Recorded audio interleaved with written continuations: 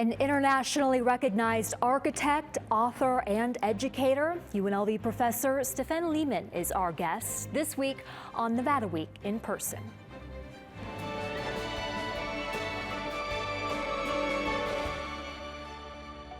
Support for Nevada Week in Person is provided by Senator William H. Hernnstedt.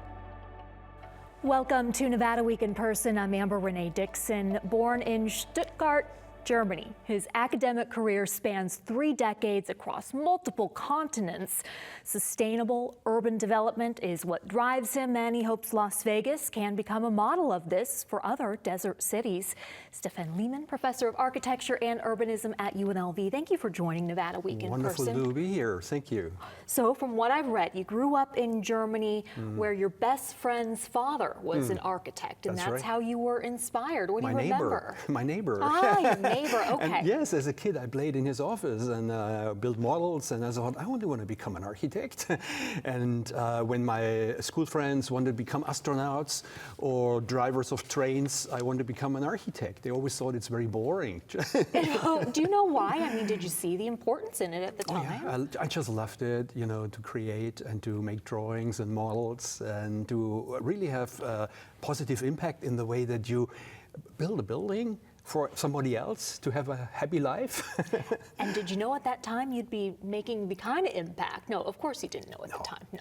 Okay, 1993, you become a licensed architect in Berlin. That's right. This is just 4 years after the fall of the Berlin Wall. When I put this together and then realized that you worked in that area. Oh, yes. Did you understand the magnitude of this at that time? Oh, yes. I was first working overseas for a very famous Japanese architect, Arata Isazaki, in Tokyo. And I worked there 3 years, and I was looking at what's going on in Germany. And I wanted to be back home and be part of that. And then I was very lucky. I won 2 competitions that I did from Tokyo in Berlin. And I then was able to establish my architecture firm. And it was a very busy, very exciting time. We were able to redefine, reinvent the city center and stitch East and West Berlin together, making history. I'm from West Germany, but I went many times to East Germany, and they really had the collision of 2 different systems. Communism on one side and kind of soft capitalism looking at America on the other side. And so I was very lucky building at the 3 big Baroque historical squares, Potsdamer Platz, Hackischer Markt, and Pariser Platz. All 3 are very famous squares, and I have buildings in all of them. So I think there's only one other architect who has built those 3 squares. So it had a big impact on Berlin, what we call the New Berlin. But then I became an academic. They made me a professor, and so I sold my office. And I'm still involved in practice, but not as intensely as those 10 years in Berlin. And are you referencing the studio that you opened around that same time that had a concern for sustainability? That's right. Sustainability was always big on our agenda, and it goes back a long time in my life story.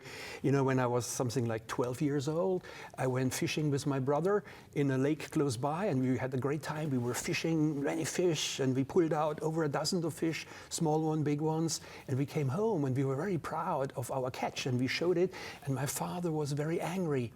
And he said, you only take what you need from nature. You never take more than you need from nature. And we had to eat fish the whole week. I remember that. It was a warning. It's a simple story, but why do I tell it?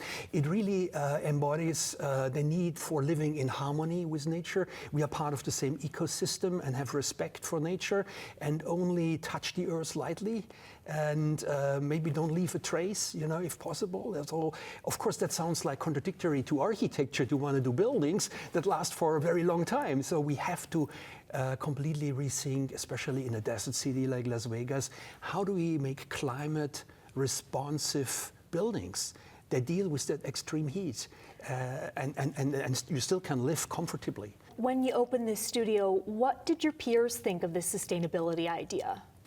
It was growing at the 90s. It was early, of course. We were, pioneers in my office, and we were early embracers.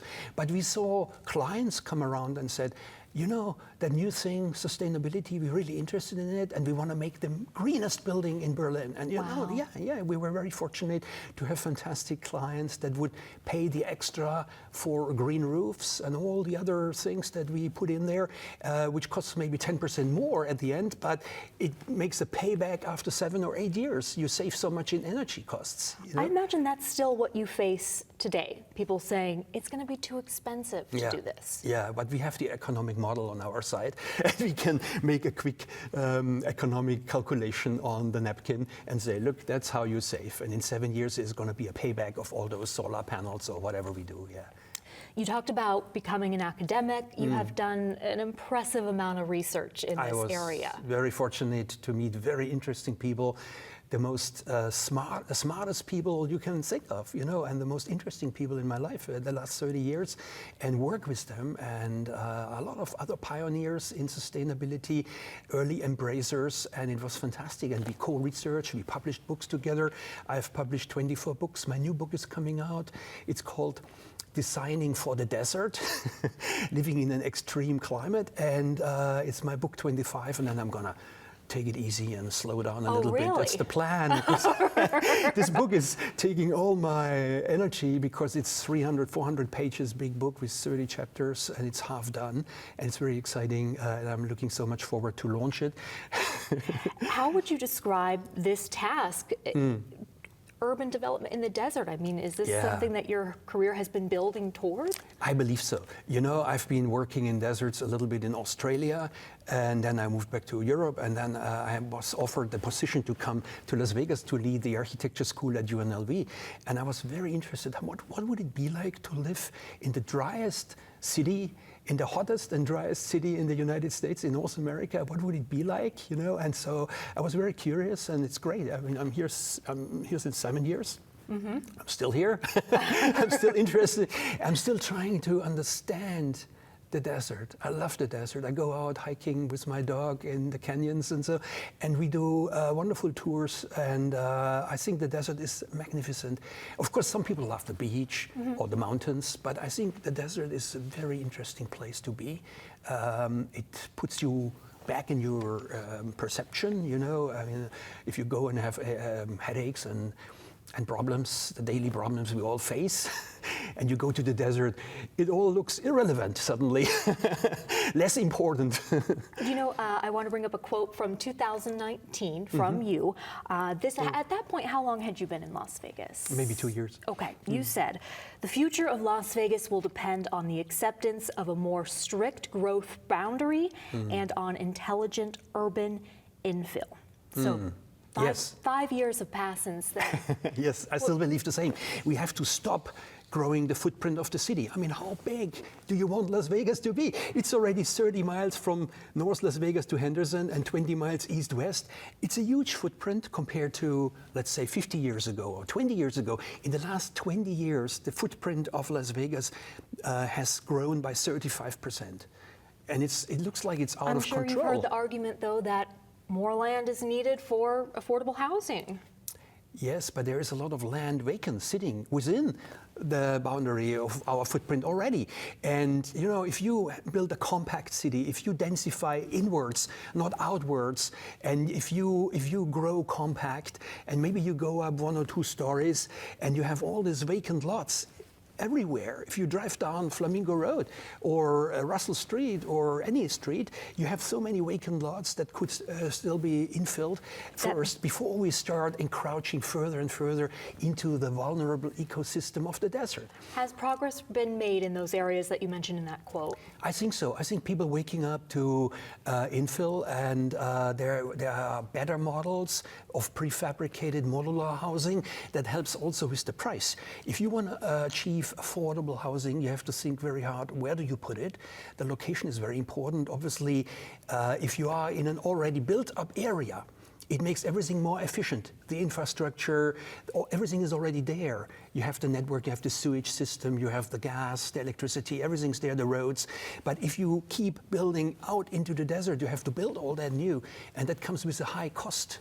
And that drives up, of course, cost later of the unit price. And it negates the term affordable. I want to go back to the research that you've done, you have informed local governments across the world, corporations as well. Among the influence that you have had in that area with your research, what stands out to you? What are you most proud of? A couple of things, but maybe one that comes to mind is when I was UNESCO Chair of Sustainable Urban Development for the Asia Pacific.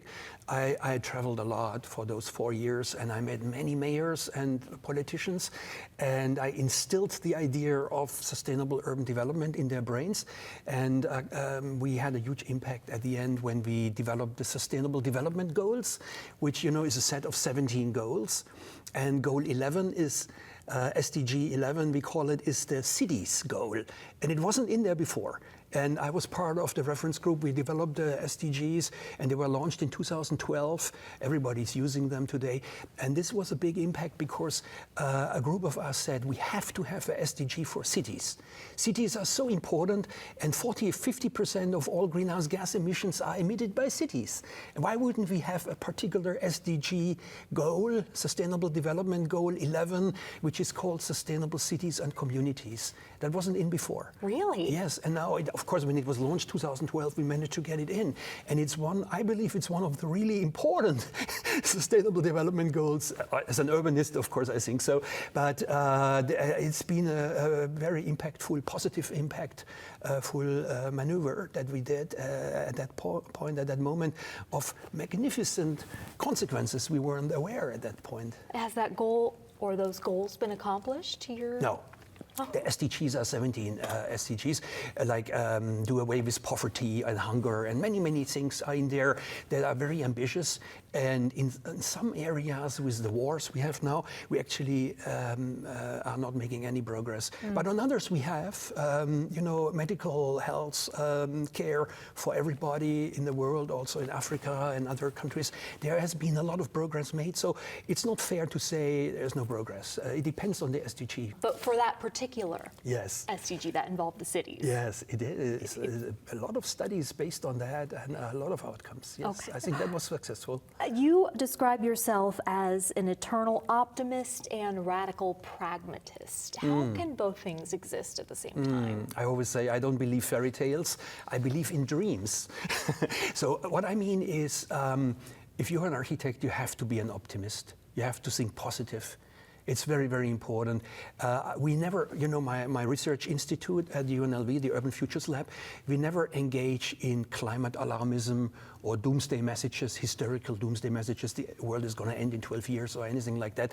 What we do is we provide the scientific evidence base for better decision-making, better informed decision-making by governments and cities and developers worldwide. So we work worldwide. We have a project at the moment in Australia, one in Dubai. We have just completed one in Costa Rica. And why not involve yourself in that, in the doomsday? Yes, and so you have to be positive. If you don't have a positive message, nobody is going to want to be part of it and buy in. And if you have climate alarmism that's not backed up scientifically, it's just nonsense. So we want to have the scientific evidence, the evidence base, that other people know exactly how to plan forward in urban development and make sure they do the right thing. And therefore, they have to have the scientific evidence. So you are not a believer in fear as a motivator? No, never. I like to have incentives. I like to inspire and incentivize to do the right thing in architecture and change the way we develop buildings and cities. For instance, in Las Vegas with a growth boundary, and stop growing the footprint indefinitely. We can't keep doing what we're doing here. Steffen Lehmann, thank you so much for joining Nevada Week in person. It's been a great pleasure, Amber. Thanks.